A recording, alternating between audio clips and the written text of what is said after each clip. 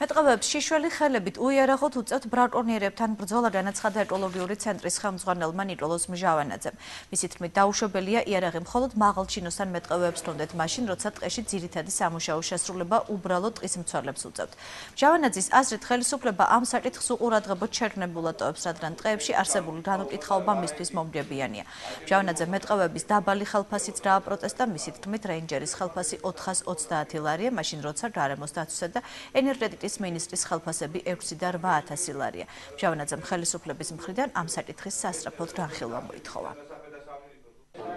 როგორ უნდა აკონტროლო, როდესაც ადამიანს უშვებ უიარაღოთ, არ ურიღებ იარაღს და აძლევ 400 ლარს. თან თქვენ წარმოიდგინეთ, რომ ეს მეტყევები სხვადასხვა უბანზე ზოგი 2-3 სოფელს აკონტროლებს, 2-3 სოფლის ტყეს აკონტროლებს. ეს არის ყოვლად გაუგონარი გადაწყვეტილება ხელისუფლების. და ჩვენ მოუწოდებთ მათ, რომ რეალურად უმოკლეს დროში მოხდეს რეინჯერებზე იარაღის გაცემა.